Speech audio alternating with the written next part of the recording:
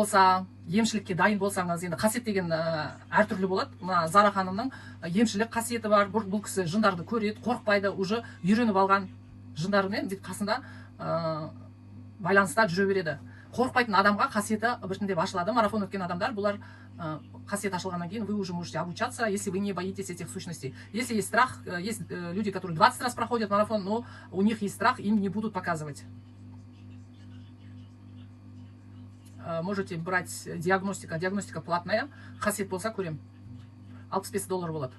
Можете без диагностики, если вы чувствуете, что у вас есть қасиет, сынықшы, шаман, бақсылар, емшілер, тәуіптер болса, ата-бабаларыңызда сразу марафонға кіріп ашыла берсеңіздер болады.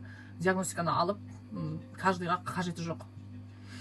А если көрем, бірінші қаралып алайын десеңіз, можете взять диагностику. Я смотрю, какие есть порчи, какие есть сущности в теле, в вашем поле, какой қасиет, с какой стороны, соның бәрін көрсеткен нәрсені айтып беремін диагностикада.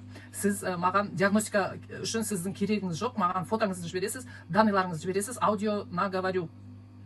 Диагностика 35-36 мың теңге по курсу. Сразу марафонға кіріп, тазаланам, емделем десеңіздер, 130 мың теңгеге кіріп, 12 күндік марафонды өтесіздер. Күнне 40-50 минут уақытыңыз кетеді, күнне бір сеанс аласыздар, бірақ 12 күнде алатын сеанстың жиыны 40 сеанс болады. Сіз алған сеанстардың бәрі, сіз ұйықтап жатқанда автоматически қабылданады. Оның бәрін біз түсіндіреміз.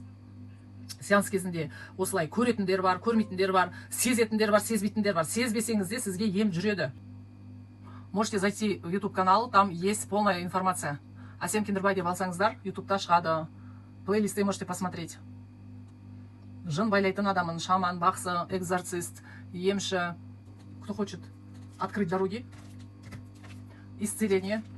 Осы парақшадан көрсеңіздер болады. Асем шаман деген парақшада көп отзыв бар. Адамдардың өзінің неше түрлі аурулардан жазылғандары айтылған, жолдары ашылған туралы айтылған. Каждый адам өзі стримға шығып, енді 4000 адам өтті. 4000 адамға мен айтып, сен шығып өтірік айтып бер деп айта алмаймын.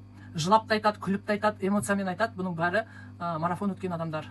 Только что писали, что я с кем-то договорилась, как будто бы это невозможно.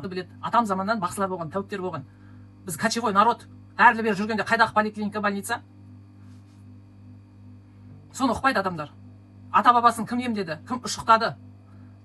Менің атам бүйтіп қолын ұстап аппендицитті таратып жіберген. Көтенмен жатқан баланы бүйтіп былай бұраған, қолын тигізбей бұраған. Понимаете, да? Операция сынықшылар қайдан шықты? Көзін жұмып тұрып орнына қойып беретін сынықшылар. Мен де сынықшымын. Бесплодие я лечу. Қаншама бала туды. 20 жыл, 16 жыл көтере алмай жүрген әйелдер. Осы марафонда еще вытягивание тела деген бар. Закрепта тұрған постты оқысаңыздар, сол тоже очень хорошо помогает.